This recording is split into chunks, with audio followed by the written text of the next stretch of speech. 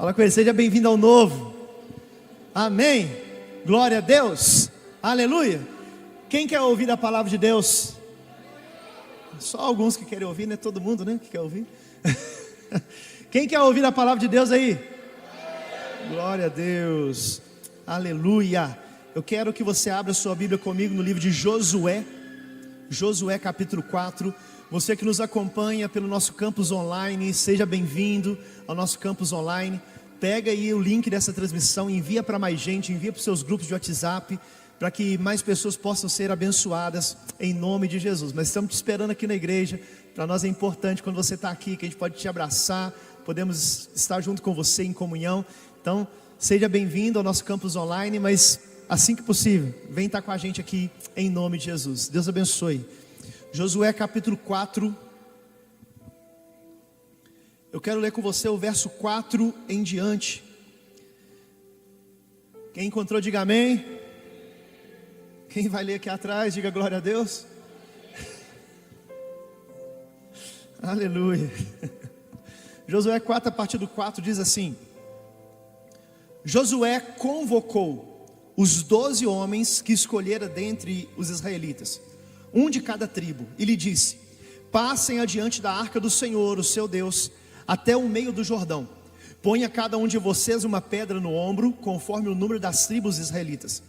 Elas servirão de sinal para vocês. No futuro, quando seus filhos lhe perguntarem: o que significam essas pedras? Respondam que as águas do Jordão foram interrompidas diante da arca da aliança do Senhor. Quando a arca atravessou o Jordão, as águas foram interrompidas. Essas pedras serão um memorial perpétuo para o povo de Israel. Os israelitas fizeram como Josué lhe havia ordenado. Apanharam 12 pedras do meio do Jordão, conforme o número das tribos de Israel, como o Senhor tinha ordenado a Josué, e a levaram ao acampamento onde as deixaram. Josué ergueu também 12 pedras no meio do Jordão, no local onde os sacerdotes carregavam a arca da aliança tinha ficado, e elas estão lá até hoje. Até aí, feche seus olhos. Pai, nós queremos te dar graça, ó Pai, por essa palavra, e eu quero te pedir, ó Pai, neste momento, fala conosco, Senhor, em nome de Jesus. Pai, que o Senhor possa trazer, ó Pai, sobre a nossa vida, o Senhor possa trazer, ó Pai, sobre cada um de nós aqui, sobre cada família representada aqui, Pai, que o Senhor possa trazer sobre nós, ó Pai, mesmo essa palavra de uma forma poderosa e sobrenatural. Trabalha, ó Pai, no nosso coração, fala conosco. Nós te pedimos, ó Pai, que apenas a Tua voz seja ouvida no nosso meio. Nós repreendemos em nome de Jesus todo principado, toda potestade, toda casta demoníaca que venha tentar tirar a atenção, que venha tentar distrair o Teu povo, que venha tentar distrair os irmãos que estão aqui. E te pedimos, ó Pai, nos guarde e nos protege, que o Teu Espírito Santo fique à vontade no meio de nós, para poder agir, falar e mover conforme a Tua vontade aqui nessa noite, em nome de Jesus. Se você crê, diga amém. Você pode aplaudir o Senhor. Glória a Deus. Eu quero falar com você nessa noite. Eu falo com você sobre altares escondidos. Você pode falar com o seu irmão, fala com ele, altares escondidos. Esse texto que nós lemos, meu irmão, ele me fala de dois altares. Ele me fala de um altar que Josué pediu ao povo para poder pegar as pedras e levar para o acampamento. Mas ele me fala de um segundo altar, em que Josué, ele ergue 12 pedras no meio do Jordão. Então são dois altares. Mas antes de eu falar sobre esses altares, eu quero te falar sobre esse altar escondido dentro da sua realidade, para você poder entender essa palavra e entender sobre o que eu quero falar. Eu preciso falar com você sobre isso. Eu preciso te fazer uma pergunta. Quem aqui já se sentiu sozinho no meio de uma multidão? Como assim, pastor? Você está no meio da multidão, mas você se sente sozinho. Quem? É a pior coisa que tem, não é? Você vai na igreja, você vai no aniversário, você vai em algum lugar, está cheio de gente, mas você pensa: poxa, estou aqui sozinho. A pior solidão que existe é a solidão no meio da multidão. É a pior solidão que existe. Quando tem gente e as coisas não estão fazendo sentido. Porque a solidão, quando não tem ninguém, ela ainda, meu irmão, você ainda entende, fala: não tem ninguém aqui para me conversar.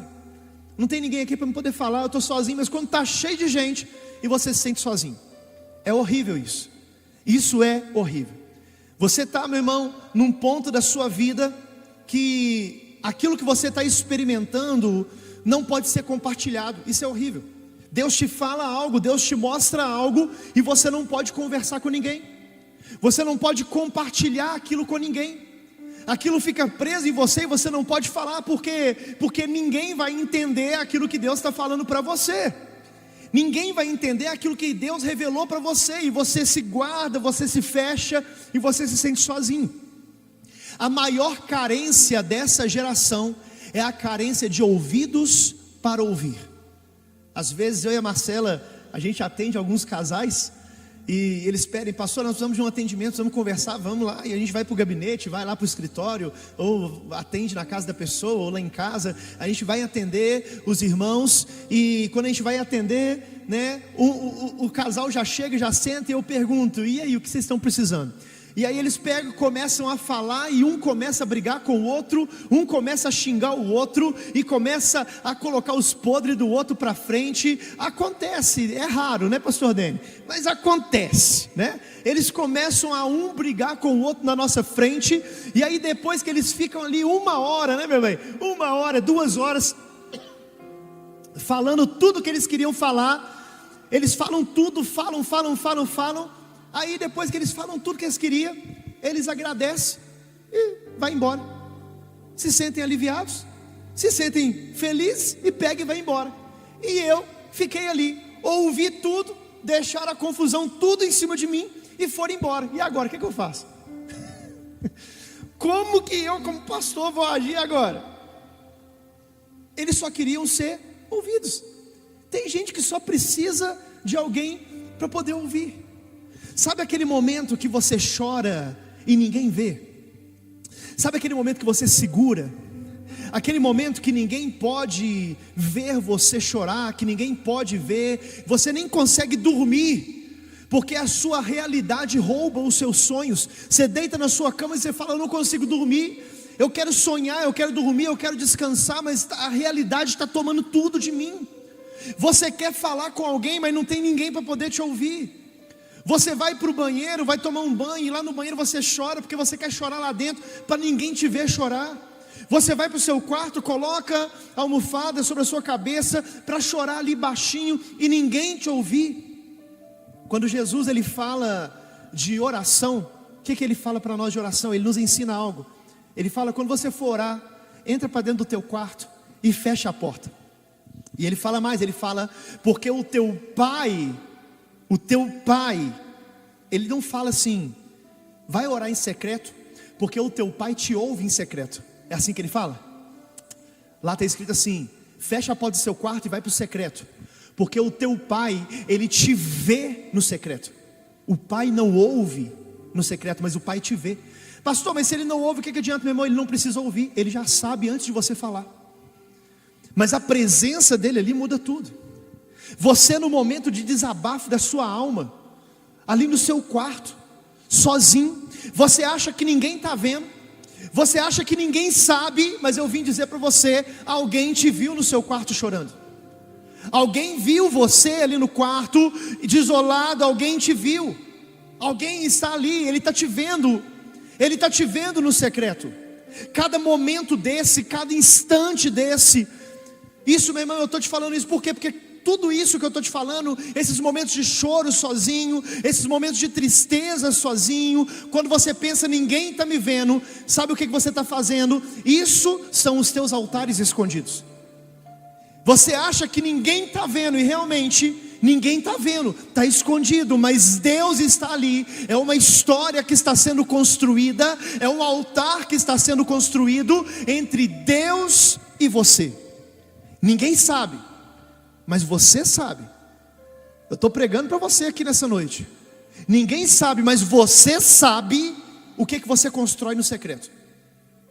As pessoas não veem, mas você sabe o que as suas lágrimas, o que o seu choro, o que os seus medos constroem no secreto. Ninguém viu, mas você sabe tudo aquilo que você entregou para Jesus no secreto. coisas que você jamais imaginou, mas Deus ele recebeu. Talvez você pensou, é apenas choro, e Deus recebeu as suas lágrimas e está dizendo, você nem imagina o que eu estou recebendo. Por isso, meu irmão, eu quero te falar sobre esses altares escondidos. Eu preciso te falar sobre altares, amém? Em nome de Jesus, fala com esse irmão que está do seu lado, essa palavra é para você. Não, mas fala com fé, meu irmão, você está no ambiente profético ainda. Fala com ele, essa palavra é para você, querido. Fala com ele, quando você chorou em secreto, fala com ele, quando você chorou no secreto, Deus viu e entregou essa palavra para o pastor, para poder te fortalecer. Amém? Amém? Quantos querem ser fortalecidos aqui nessa noite? Então eu preciso te falar sobre isso. E já fazendo então essa introdução, eu quero falar para você sobre altares escondidos. Amém? Posso pregar? Quando eu falo de altar, querido, os altares na Bíblia eram altares de pedras. A maioria deles eram altares feitos de pedra. É claro que existiam altares a vários deuses, existiam altares a outros deuses, como por exemplo, a Bíblia nos fala sobre os altares a Baal, os altares a Balaim, os altares a Moloque. Existem vários altares que a Bíblia fala, mas o altar que o Senhor constituiu para o povo de Israel eram altares de pedra. Qual foi o primeiro altar na Bíblia? Alguém arrisca? Qual foi o primeiro altar levantado na Bíblia? Foi o altar de Abel. Abel levantou o primeiro altar na Bíblia. Nele, sobre aquele altar, houve o sacrifício de um animal. Houve um derramamento de sangue. Abel e Caim ali entregando ao Senhor. Caim levou a sua oferta ao Senhor, mas Abel levantou um altar, e sobre o altar ele sacrificou um animal, e houve derramamento de sangue. Era o principal sacrifício do altar, era esse, o sacrifício que tinha derramamento de sangue. O cordeiro, querido, ele sempre foi conhecido como o animal do holocausto. Porque sobre o altar você tinha que picar o cordeiro, você tinha que cortar o cordeiro, você tinha que desossar o cordeiro, e depois você assava. E quando toda a carne tivesse bem assada, aquele cheiro subia, e ele era como um sacrifício vivo às narinas do Deus vivo.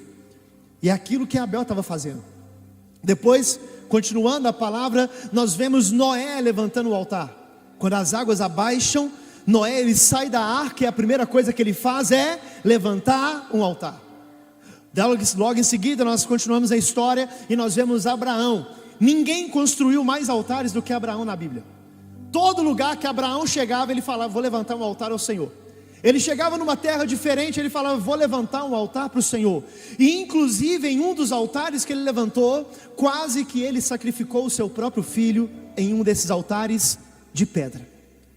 A Bíblia nos fala de vários altares. Moisés levantou o altar, Elias levantou o altar, Eliseu levantou o altar, os profetas no Velho Testamento levantaram altares ao Senhor.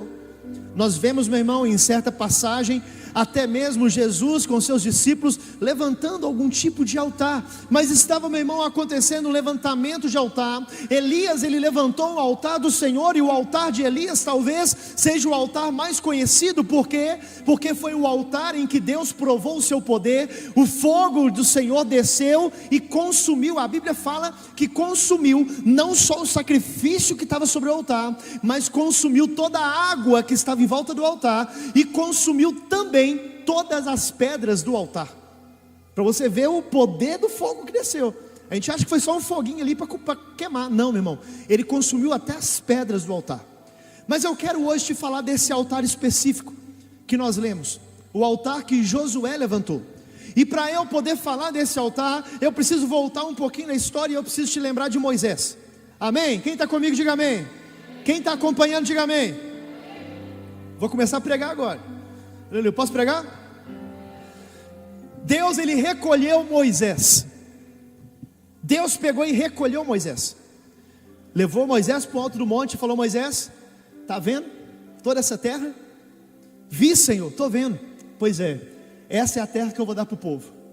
Deus, eu quero entrar nessa terra. Não, Moisés, você não pode entrar, por causa da sua desobediência. porque você me desonrou diante dos homens, você não pode entrar nessa terra. Deus então ele recolhe Moisés. Moisés ele vai para o céu com o Senhor, e Deus escolhe uma pessoa para assumir o lugar de Moisés. Quem? Josué. Josué foi escolhido para assumir o lugar de Moisés. Meu irmão, só que eu estou te falando de um homem que ele está assumindo uma responsabilidade muito grande. Pensa, não é fácil substituir o Moisés. Não é fácil. Eu fico imaginando a cabeça de Josué, quando eu fui escolhido no meio de tantos homens de Deus, numa regional, quando eu fui escolhido para assumir o lugar do pastor Rodinei como regional em Minas Gerais. Meu irmão, a Marcela sabe, eu já tremi. Eu falei, meu Deus do céu, o pastor Rodinei tem anos de Lagoinha, anos de experiência, o homem abriu igreja para todo lado, eu estou sendo... É difícil, não é fácil. Eu fico imaginando a cabeça de Josué sendo escolhido para assumir o lugar de Moisés. Eu fico imaginando o Josué pensando, por que, pastor? Porque Josué não viu Deus no monte, querido. Josué não recebeu as tábuas da lei na mão dele. Josué, ele não tinha a mesma autoridade que Moisés tinha diante do povo. Josué é mais novo do que muita gente que estava no povo. Josué ele era o mais novo, e tinha muita gente mais velha que ele. Josué nunca falou com Deus face a face. E Deus olha para Josué e diz para ele: todos podem achar que não, mas Josué, eu quero você. Querido, eu vim aqui pregar para alguém. Se for para você, pega. Deus é um Deus de improváveis, e Ele nunca escolhe pela racionalidade. Não espere que Deus escolha porque você é formado, porque você é racional, porque você pode, porque você fez cursos. Deus não escolhe por isso, querido. Moisés, ele era um gago e ele era velho quando ele foi escolhido. Ele era velho e gago. Ele reclamou: Deus, não dá, eu já estou velho. Deus, eu não consigo, eu sou gago. Aí Deus falou: Moisés, eu vou levantar uma pessoa para te ajudar. Quem? Arão, outro velho. Imagina dois velhinhos andando para guiar o povo. Meu irmão, imagina, Moisés estava liderando milhões de pessoas. Imagina Moisés recebendo milhões de pessoas para ele governar, e ele não sabia falar direito. Ele não tinha uma boa oratória. Deus, ele escolhe, meu irmão, umas pessoas que talvez eu e você nunca escolheríamos. Jesus escolhe pessoas que talvez eu e você nunca escolheríamos. Jesus escolheu Judas. Jesus escolheu Pedro.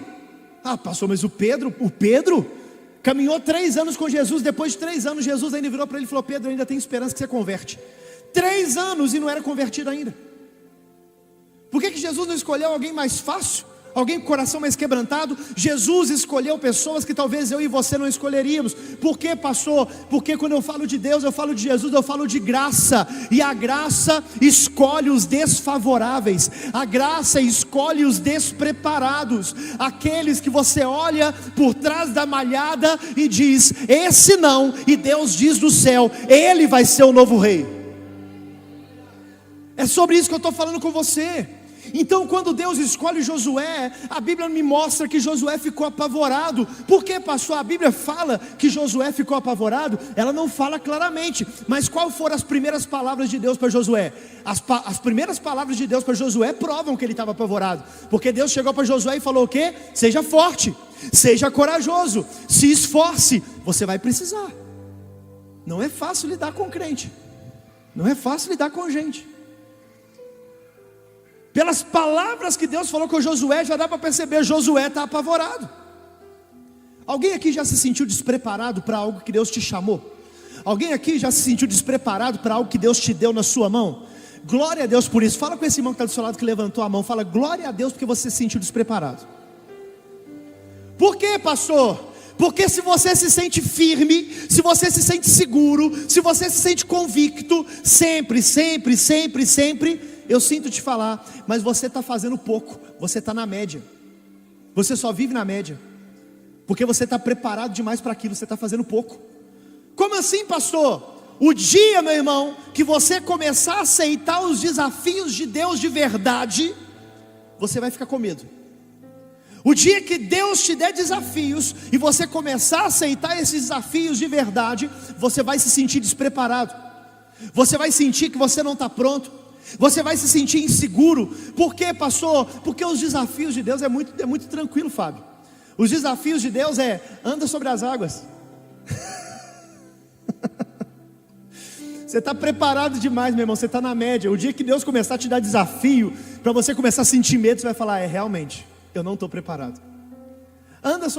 Lidera 3 milhões de pessoas, tira elas do Egito e leva para o meio do deserto. Ei, substitui Moisés, o maior líder da história de Israel. Aí, meu irmão, você vai começar a ver. Ei, vai lá e briga contra 450 profetas de Baal. Clama pelo fogo, que o fogo vai descer. Meu irmão, o dia que você começar a aceitar os desafios de Deus, você vai se sentir: eu não estou preparado, eu não estou bem, eu estou com medo, como que vai ser minha vida? Mas aí segue a história. Josué, ele substitui Moisés. Josué, ele está prestes a conquistar a terra prometida, que foi prometida para ele? Não, foi prometida para o povo, através de quem? Através de Moisés. E Deus dá uma ordem para o povo. Antes deles atravessarem o Jordão, Deus dá uma ordem para o povo e fala: santifica-os, porque amanhã eu farei maravilhas no meio de vós. O problema é que nós vivemos numa geração, meu irmão, que a gente está pegando a graça e distorcendo tanto a graça, que a gente acha que porque nós somos pecadores e a graça vem sobre nós, nós vamos viver maravilhas. Não, querido, a graça não te dá o direito de pecar. Pelo contrário, a graça é o poder que você tem diante de você para dizer não para o pecado. É isso que a graça é. E aí, meu irmão, você quer viver maravilhas do Senhor? Santifique-se. Você quer ver as maravilhas? Se santifique. Busque a santificação diária. Deus falou: santifica o povo, porque amanhã eu farei maravilhas no meio de vós.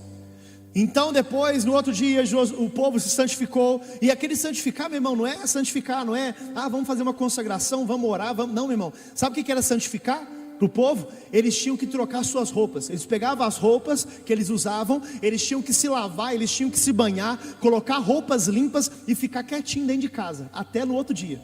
Por quê? Para não se sujar. Tinha que ficar quietinho. Eles estavam se santificando. Não era uma santificação somente espiritual, era natural também. Era isso também. No outro dia, o povo santificado, Deus vira para Josué e fala: vai para a frente do Jordão. Josué, ele vai para frente do Jordão, milhões de pessoas esperando. Como é que a gente vai atravessar o Jordão agora para conquistar a terra? Moisés morreu. E agora? E aí, Josué? Moisés morreu, agora está na tua mão. Agora a gente quer ver se você consegue fazer igual Moisés fez. E meu irmão, se você for ler na Bíblia, se quiser ir colocando aí, pode colocar. Você vai ver que Deus, ele fala com Josué. Ele fala com Josué: não é aonde vocês estão, vai mais para a direita, vai lá na direita, porque vocês vão atravessar na direita. E o que tem lá na direita? O rio está mais agitado, as ondas estão mais fortes, está mais difícil de atravessar. Mas Deus, é porque aqui está tão fácil, aqui talvez a gente consiga até atravessar andando debaixo d'água mesmo. Não, Josué, vai lá, vai para a parte mais complicada de atravessar. Imagina o que passa na cabeça de Josué, meu irmão. Vamos lá, pensa comigo. Eu gosto de pensar na história. O que passa na cabeça de Josué? Eu imagino Josué falando: que loucura é esse? Que loucura é essa que o Senhor está mandando eu fazer, Deus? O que o Senhor quer que eu faça? Para onde que eu vou, Deus? Como que o Senhor está me pedindo uma coisa dessa? Aí Deus vira para Josué e fala assim: fala com os sacerdotes para pisarem na água. Eles estavam carregando a arca da aliança. E aí a palavra do Senhor é: manda eles colocar o pé na água. Essa é a ordem do Senhor. Manda eles colocarem o pé na água. Josué de frente do Jordão, e Deus fala: bota o pé na água. Querido, só para você poder entender, lá no Mar Vermelho, ninguém tocou na água. Diante do Mar Vermelho, ninguém tocou na água. Ninguém colocou a mão, ninguém colocou o pé e nem cajado. Pastor, não, eu vi Moisés colocou o cajado. Você viu onde, meu irmão? Pastor, eu vi na novela da Record. Vai ler a Bíblia, meu irmão, pelo amor de Deus. Ninguém tocou na água. Ninguém botou o pé na água, ninguém botou a mão na água, ninguém bateu o cajado na água, nada disso, meu irmão. Deus falou com Moisés: levanta o cajado e diga o povo que marche. Ninguém encostou na água não. E quando Moisés levantou o cajado e o povo começou a ir em direção ao mar, o mar se abriu, ninguém tocou na água. Fala com o irmão que está do seu lado, fala: ninguém. Pra você não esquecer isso nunca mais, meu irmão. Amém? Em nome de Jesus, Lagoinha Lafayette, vai ler a Bíblia. Ninguém tocou, amém? 40 anos passaram. Qual que é a diferença, pastor? É que lá 40 anos atrás era um mar, agora diante de Josué era um rio. Lá 40 anos atrás era Moisés, agora é Josué. Josué vira para o povo e fala com os sacerdotes. Ele vira para os sacerdotes e fala: vai lá, botem o pé na água. Meu irmão, tem gente que acredita em tudo, sim ou não? Na igreja é assim, meu irmão. Tem gente que é profético, vai para cima. E se Deus dá uma direção aqui e falar: olha, finge que você pegou uma espada na sua mão e levanta essa espada que Deus vai te dar vitória contra os seus inimigos. Tem gente, meu irmão, que vai acreditar e vai pegar porque está nesse ambiente profético, e entra nesse ambiente e levanta a mão. Mas, meu irmão, tem uns que não é assim não. Tem gente dentro da igreja que não é assim não. Imagina, sacerdotes, bota o pé na água que as águas vão se abrir. Eu imagino que tem uns que ficam assim: sei não, hein? Botar o pé na água? Sei não, hein? Vai abrir? Só de botar o pezinho na água? Não tem registro disso em lugar nenhum. Eu nunca li isso na Bíblia. Eu nunca vi isso nas Escrituras. Meus pais nunca me contaram. Meus pais me contaram foi que o Moisés levantou o cajado e o povo marchou. Não tem nada disso. Sei não, hein? O pior é quando viram um para o outro, hein? Você acredita? Sei não, hein? Isso nem vai dar certo não. Vai funcionar não. Aí sabe o que aconteceu? Eles pisaram o pé na água. Pá! Adivinha o que aconteceu? Adivinha o que aconteceu, gente? Me ajuda a pregar. Quando eles botaram o pé na água, o que aconteceu? O rio? Nada. Não aconteceu nada. Por quê, pastor? Porque era um rio. E a Bíblia fala que quando eles pisaram na água, a água parou quilômetros acima. Eu estou falando de um rio, eu não estou falando de um mar. Eu não estou falando de uma água que está ali parada. Eu estou te falando de um rio que corre. Começou lá em cima, na fonte, e foi descendo, e está correndo o rio. Ele não para de correr. Então quando eles pisam na água, o que acontece? Quilômetros acima, Deus para as águas. Então não parou imediatamente. Por quê? Porque quando eles pisaram, a água parou lá em cima. Até ela parar aqui, vai demorar um pouquinho, meu irmão. Até as águas cessarem aonde o povo estava, ia demorar para acabar um pouquinho a água. Por quê? Porque é um rio, estava correndo, as águas pararam lá em cima. Quem está comigo? Quem já brincou disso quando era criança? Você para uma aguinha ali, aí a água para, aí você mexe ali, depois a água vem. A água parou, meu irmão, lá em cima. E como é que estavam os sacerdotes? Pezinho na água, esperando. Aí aquele irmão que eu falei, que não acredita em nada, tá vendo? Falei que não ia dar certo esse trem, aí, o que adiantou? Mudou nada, falei que não ia dar certo, esse negócio não existe, esse negócio não está na palavra, esse negócio aí, isso aí não existe não. Querido, eu vim falar para você aqui nessa noite, eu preciso trazer essa palavra para você. Pegue isso no seu coração. Nem todo ato de fé que você faz vai fluir na hora que você está fazendo. Tem oração que vai ser respondida depois. Tem coisa que Deus está fazendo agora, mas só vai acontecer lá na frente. Eu vim profetizar para alguém. Levanta sua mão se você crê. Você não sabe, meu irmão, você não sabe ainda, mas o rio já parou. Você ainda não viu, mas o rio que te impede de seguir em diante, ele já parou, ele já cessou. Por quê, pastor? Porque você teve um ato de fé, de cumprir a palavra do Senhor e botar o teu pé na água. As águas podem estar ali ainda, mas Deus já está trabalhando lá em cima. Aleluia. Você pode aplaudir o Senhor se você crê nessa verdade? Pastor, eu creio. Aleluia. Aí a palavra fala que passou um tempinho, o rio secou, acabou as águas. Quando acabou as águas, todo mundo, Josué virou e falou assim: primeiro os sacerdotes com a arca. Os sacerdotes com a arca, eles foram e ficaram parados no meio do rio. Com o quê? Com a arca. A arca era a presença. Eles ficaram parados lá no meio. E aí o povo começou a passar. E vai embora gente, vai gente, corre, vai, passa todo mundo. Não deve ter demorado muito, era só 3 milhões de pessoas, estava tranquilo. Mas eles passaram, passa todo mundo, passa. Josué chamou alguns líderes e falou para esses líderes: pega 12 pedras, uma pedra para cada tribo, e leva para o acampamento. Nós vamos fazer um altar ao Senhor lá no acampamento de Gilgal. Quando todo mundo terminou de atravessar, Deus falou com Josué: Josué, agora pega 12 pedras e levanta um altar para mim no meio do rio, e deixa esse altar aí.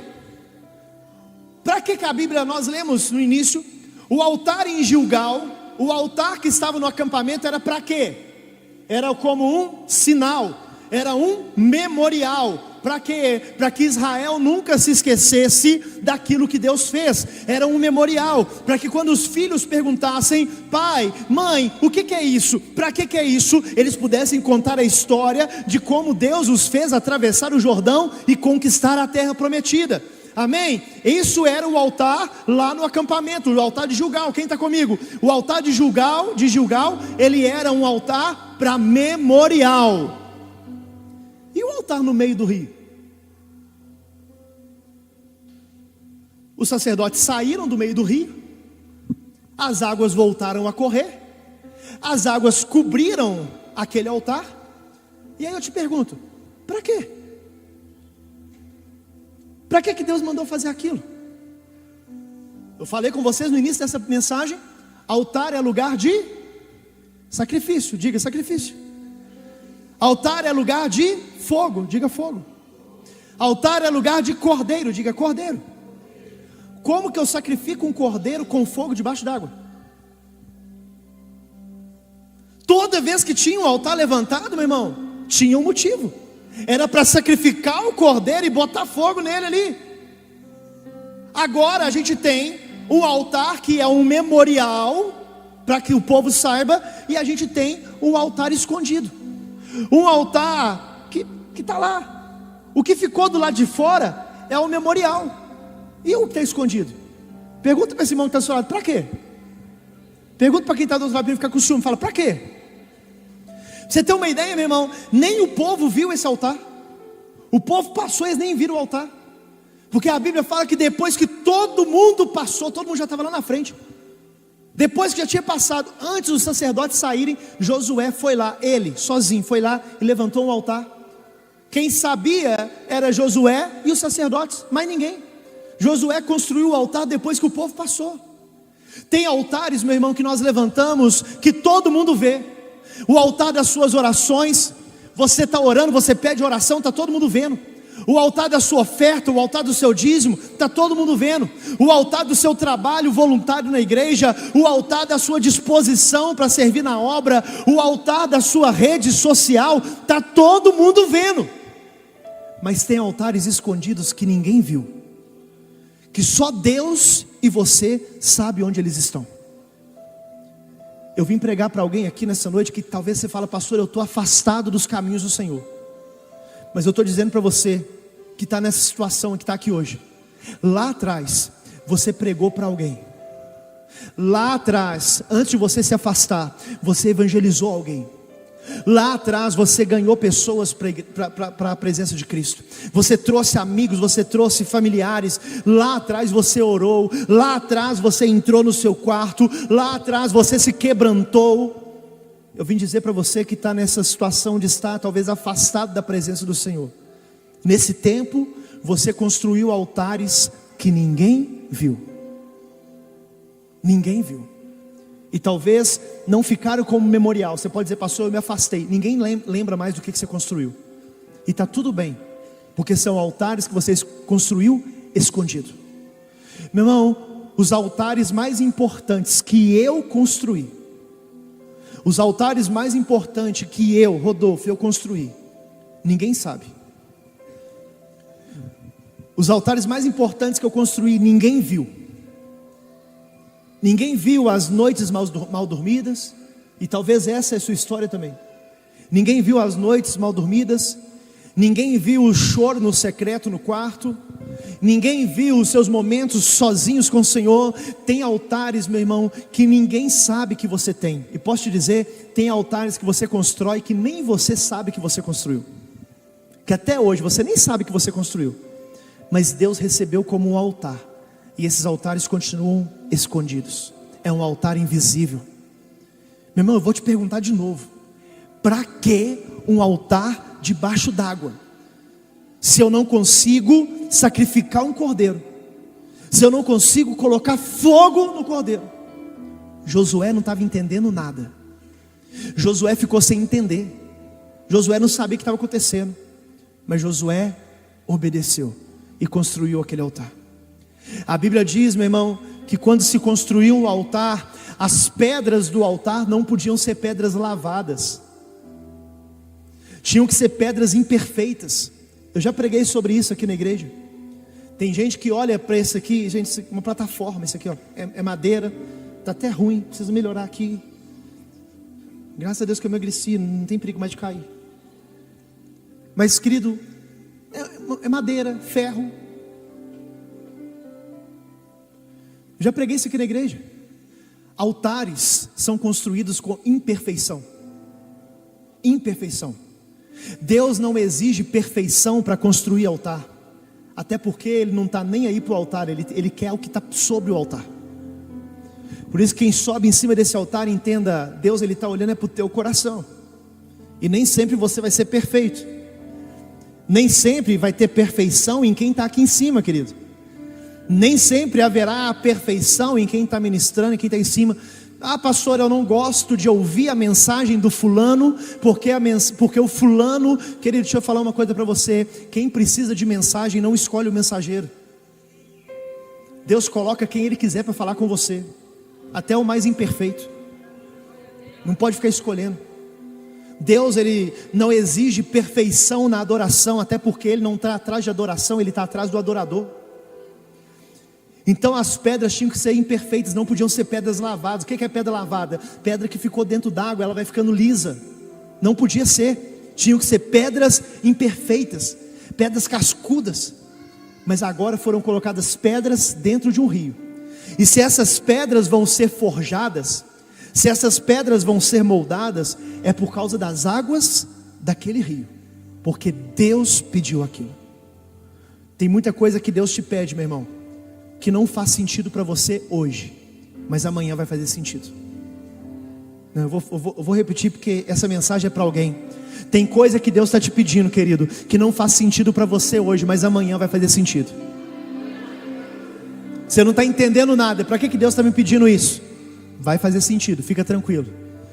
Faz sentido um altar debaixo d'água? Vamos lá, vem comigo na mensagem, vem comigo. Faz sentido eu colocar um altar debaixo d'água se eu não posso sacrificar, se eu não posso colocar fogo, se eu não posso levantar um cordeiro? Faz sentido ter um altar escondido debaixo d'água? Não faz sentido nenhum. Hoje, não faz sentido. Mas deixa eu te falar o que aconteceu com esse altar. Deixa eu te lembrar algumas coisas que aconteceram por causa desse altar escondido. E que talvez é a sua vida. Vou começar a pregar, amém? 2 Reis capítulo 5 nos fala de um general de um exército sírio. O general de um exército sírio. Esse general, ele luta contra Israel, ele vence a batalha contra Israel, e ele leva um presente para sua esposa. O que ele leva para sua esposa de presente? Uma menina, uma adolescente, como escrava. Ele leva uma adolescente e fala: meu bem, trouxe para você aqui um presentinho, um chaveirinho. É uma escrava para você, uma escrava lá do povo de Israel. Pega comigo aqui, vem comigo. Passados anos, aquela menina que foi levada escrava, ela estava trabalhando na casa desse general sírio. E trabalhando na casa desse general, ela descobriu que aquele general tinha lepra. Essa menina, ela foi arrancada de Israel para poder morar na Síria. Mas aquela menina, ela valorizou os princípios, ela valorizou os costumes, ela valorizou a religião que foi ensinado pelos seus pais. Aquela menina, ela entra na Síria, mas ela não deixa a Síria entrar nela.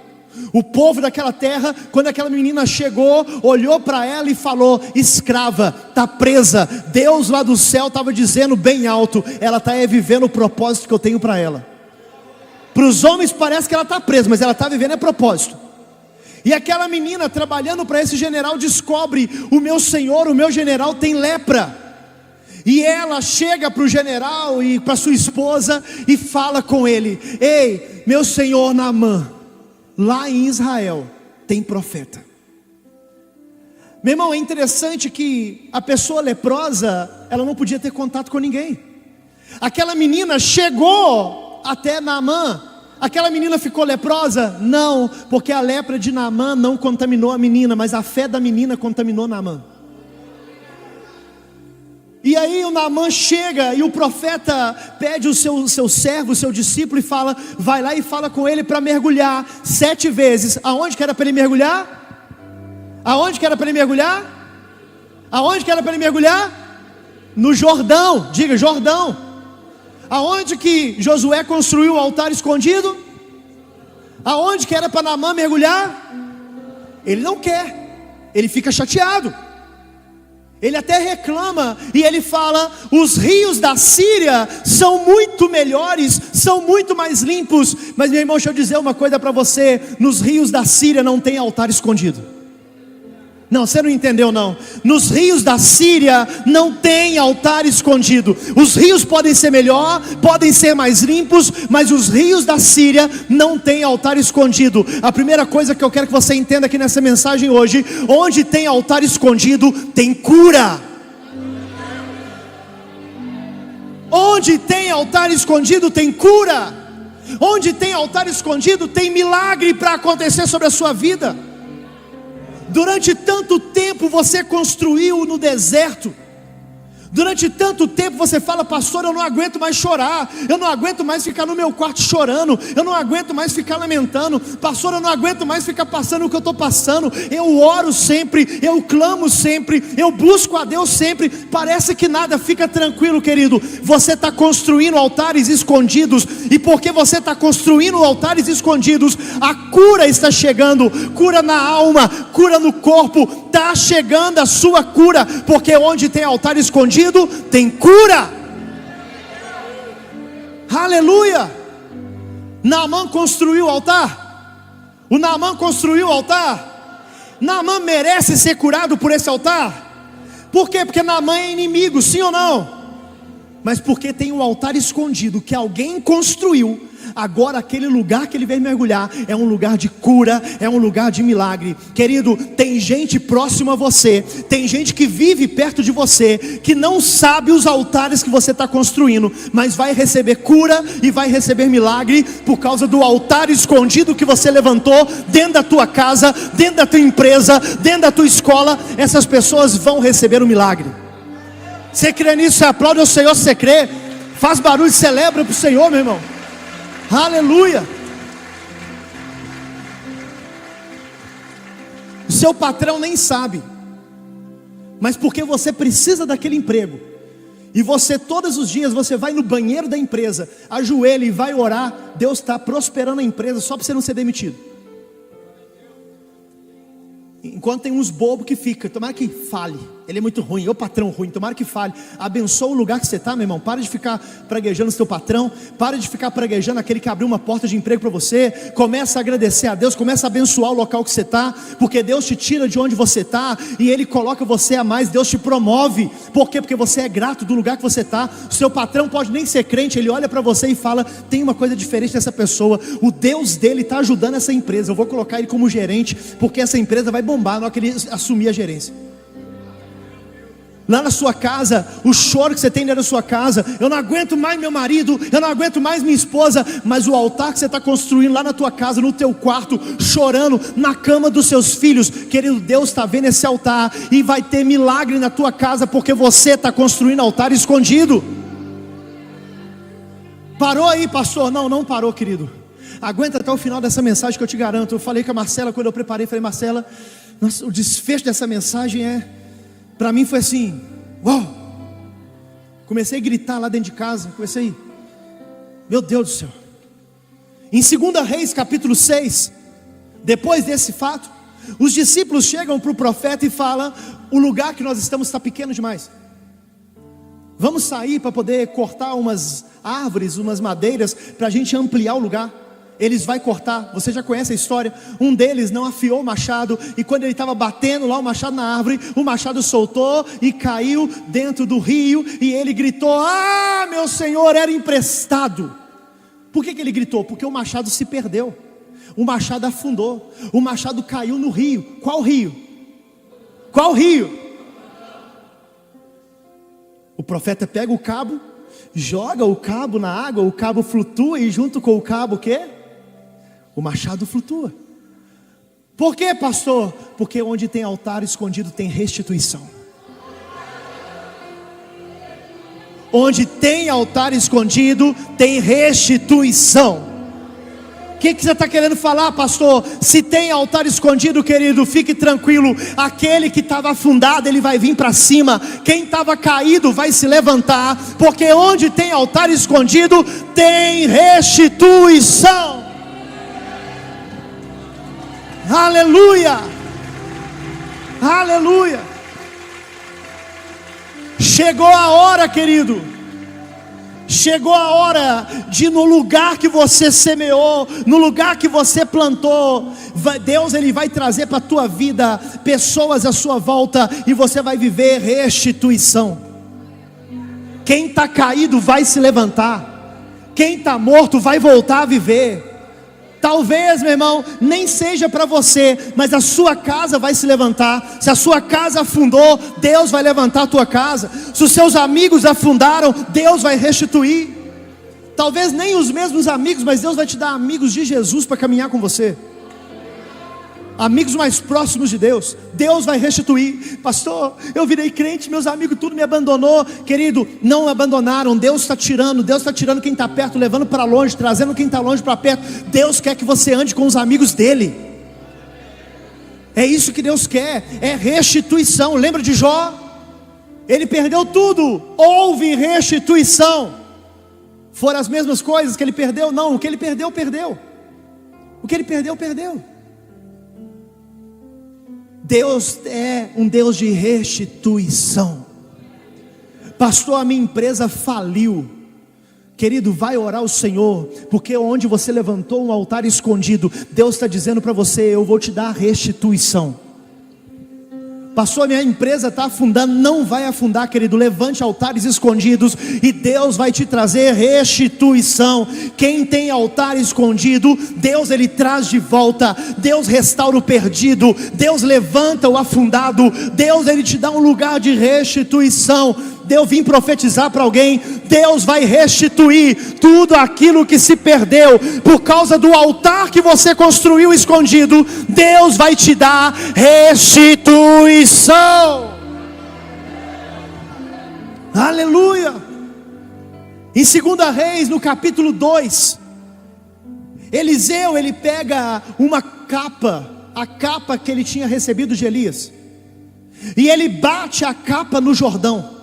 O que acontece? Ele precisa atravessar o Jordão. Na hora que ele bate a capa no rio, o que acontece? O rio para e ele consegue atravessar. Por que, pastor? Porque onde tem altar escondido tem porta aberta. Se tem altar escondido, tem porta aberta. Se tem altar escondido, as barreiras vão ser vencidas. Se tem altar escondido, os caminhos serão clareados, os caminhos serão abertos. Você vai conseguir enxergar, porque onde tem altar escondido, tem porta aberta. Tem muita coisa, meu irmão, que você está vendo fechado na tua vida. Pastor, está fechado, o caminho está fechado, está tudo fechado na minha frente, eu não consigo avançar. Meu irmão, você construiu um altar, fica tranquilo, porque a porta vai se abrir. A porta vai se abrir. Deus não tem atalho. Lê lá na Bíblia. Deus não nos dá atalho, Deus nos dá caminhos. Não, eu vou falar para alguém, porque alguém tem que pegar essa palavra. Deus não está te dando atalhos, Deus está te dando caminhos. Tem altar escondido? Tem, pastor. Se prepara, porque a porta vai se abrir. Tudo que você viveu até aqui, dor, trauma, choro, o altar que você construiu, perda, imperfeição, dor, lágrimas. Meu irmão, se você construiu, uma hora essa porta vai se abrir. Tem porta de Deus sendo aberta para você aqui hoje. Não tem alguém para pegar aqui? Deus está abrindo alguma porta que estava fechada para você aqui hoje. Se a gente olha um pouquinho antes de Eliseu receber a capa, Elias, ele está sendo tomado pelo Senhor. E quando você vai ler lá, Elias, ele estava na beira do caminho, perto do Jordão. E Elias, ele está sendo tomado, ele está subindo aos céus. Eliseu fala: eu quero a porção dobrada do teu espírito.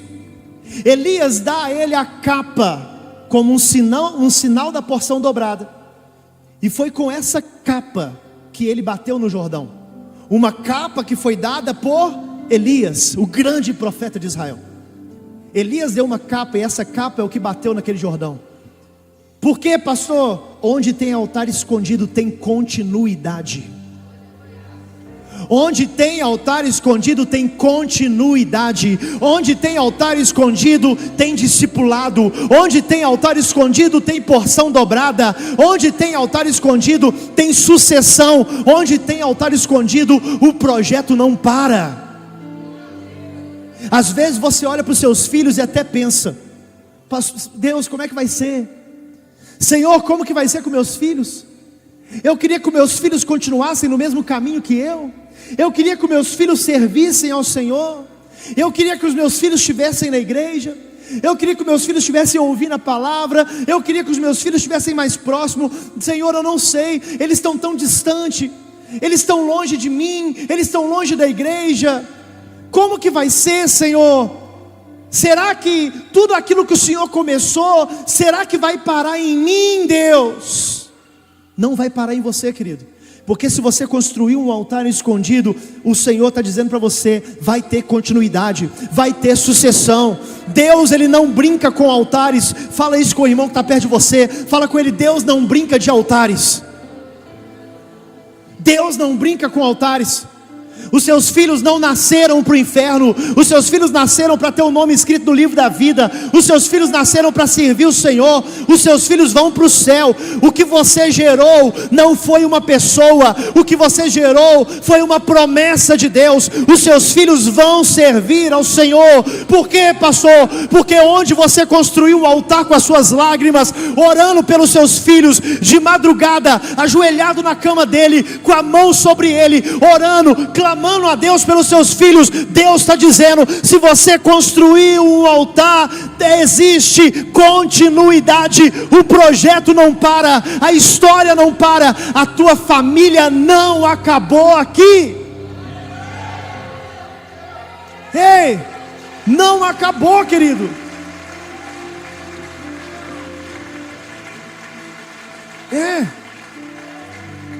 Continue colocando as pedras.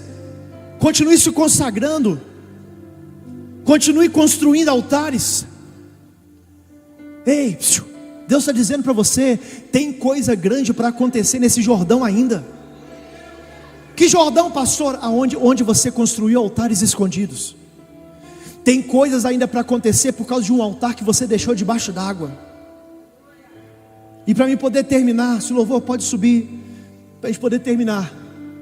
Lembra que eu falei para você? O altar, ele é construído para quê? Para ter um sacrifício. Sacrifício de quê? Sacrifício de um? Sacrifício de um? Sacrifício de um? Então, para mim poder ter ali o ritual do sacrifício, o que eu preciso? Eu preciso de um sacerdote, eu preciso de um profeta, eu preciso das pedras. Ali naquele momento, quando Josué ele constrói o altar, ele tinha os sacerdotes, ele estava ali como profeta, ele tinha ali as pedras, sim ou não? Tinha as pedras, sim ou não? Quem está comigo aqui, dá glória a Deus aí. Quem está comigo, diga glória a Deus. Tinha as pedras, mas cadê o cordeiro? Como que eu coloco um cordeiro debaixo d'água? Como que eu coloco fogo no cordeiro? Cadê o cordeiro desse altar? Como que pode, querido, um altar sem cordeiro? Não tem sentido nenhum. Como que eu faço um altar debaixo d'água? Como que eu coloco um cordeiro debaixo d'água? Como que eu coloco fogo debaixo d'água? Mas um dia, um profeta da Bíblia, ele estava no Rio Jordão, presta atenção. Um profeta estava no Rio Jordão, no mesmo lugar em que Josué construiu um altar. E esse profeta, ele olha de longe e ele diz: olha lá ele, de uma terra seca, sem formosura, o mais indigno entre os homens. Olhando para ele, nenhuma beleza há que nos agradasse. Ele foi moído pelas nossas iniquidades, ele foi ferido pelas nossas transgressões, o castigo que nos traz a paz estava sobre ele. Olha lá ele vem se aproximando. E ele ia se aproximando, quanto mais ele ia se aproximando do altar, escondido no meio do Jordão, ele aponta e ele diz: eis aí o cordeiro que faltava nesse altar. João Batista, ele vê Jesus chegando. Aplauda bem forte o Senhor.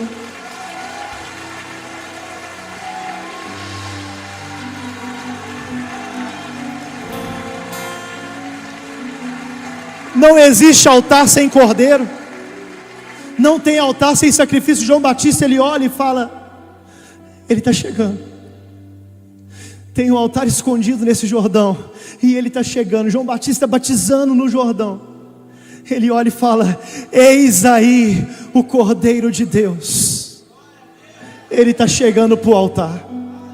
Por quê, pastor? Porque onde tem altar escondido tem salvação. Onde tem altar escondido tem salvação. Onde tem altar escondido tem provisão, tem milagre, tem cura. Mas onde tem altar escondido tem salvação. Pastor, eu preciso de Jesus, eu preciso do Cordeiro, eu preciso de salvação. Construa um altar, querido. Sabe por quê? Onde você preparar o altar, deixa eu te contar uma coisa: se você preparar um altar, que seja um altar escondido, você não precisa se desesperar. Eu preciso arrumar o Cordeiro. Onde está o Cordeiro? Cadê o Cordeiro para o meu altar? Eu preciso colocar o Cordeiro. Se você levantar o altar, meu irmão, o Cordeiro vem para o teu altar. Você quer Jesus? Levanta o altar. Você quer o Cordeiro? Levante o altar. Você quer que ele venha? Levante o altar. Foi levantado um altar e o Cordeiro vem. Ele vem. No teu altar tem Cordeiro, tem Cordeiro, tem Cordeiro. Aleluia. Tem altar, tem sacerdote, tem profeta, tem Cordeiro. O que falta agora? Fogo. Como é que bota fogo na água? Não tem jeito de botar o fogo na água. Mas naquele dia, quando o Cordeiro foi mergulhado no altar, quando ele saiu, aquele que tem sobre ele o símbolo do fogo desceu no meio dos céus abertos como uma pomba. Ele desceu e disse: se tem altar, se tem o Cordeiro, o Espírito do fogo, ele desce, mesmo que seja representado por uma pomba. Ele desceu, o céu se abriu, desceu o fogo sobre o Cordeiro em forma de pomba. Querido, aqui nessa noite eu vim dizer para você: os céus estão abertos, o fogo está descendo. Quem aqui tem altar escondido? Quem aqui tem altar escondido? Quem aqui tem altar escondido? Quem aqui tem altar escondido? Se tem altar escondido, querido, Jesus está dizendo para você: fique tranquilo, porque o Cordeiro já chegou. O Cordeiro já chegou. O Cordeiro já chegou. O Cordeiro já chegou. Aleluia! Cante essa verdade. Eu não te troco por nada, não há espaço para mais nada.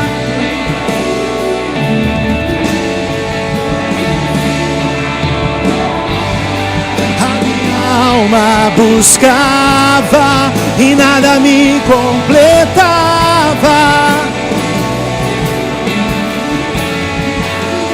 Foi transformada Eu não te troco por nada, não há espaço pra mais nada. Todo vazio que havia em mim, hoje é tua morada. A minha alma buscava e nada me completava. Cante agora, cante essa verdade, cante, cante. Eu não te troco, cante, cante.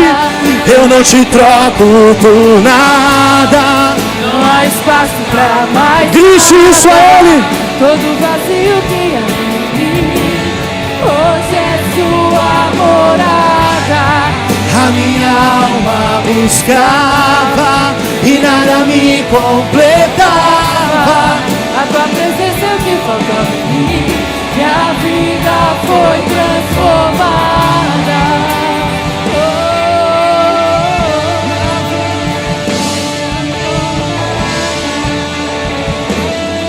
Levante as suas mãos e cante. Quem é esse? E era sem pecado, não me condenou. No lugar da morte, vida me ofertou.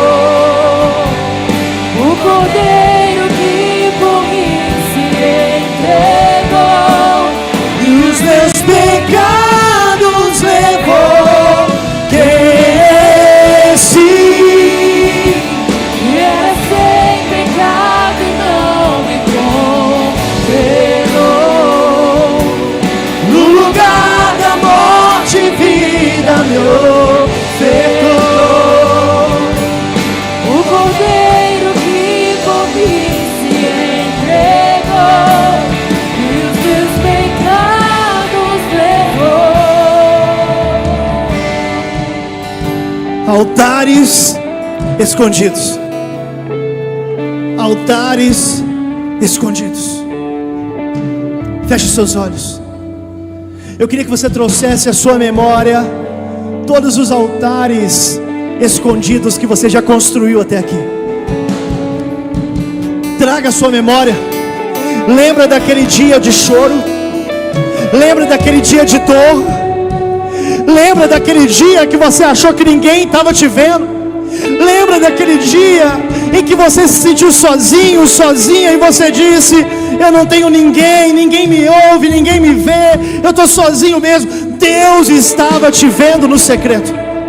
Deus, Ele sabe o altar escondido que você tem. Deus, Ele sabe o altar escondido que você construiu. Ele sabe onde está. Ele sabe que está no seu quarto. Ele sabe que está na sua casa. Ele sabe que está na casa da sua mãe. Ele sabe que está no terraço. Ele sabe onde está. Ele sabe onde está. E porque um dia você construiu um altar escondido, porque um dia você construiu um altar para Ele, Ele está dizendo para você hoje: vai chegar a cura, vai chegar a restituição, vai chegar as portas abertas, vai chegar a continuidade, vai chegar o Cordeiro, vai chegar o fogo. Deus não brinca de altares. Deus não brinca com altares. Altar é algo sério. O altar que você construiu, Ele leva a sério. Ele leva a sério. E Ele está trabalhando com você aqui hoje. Hoje.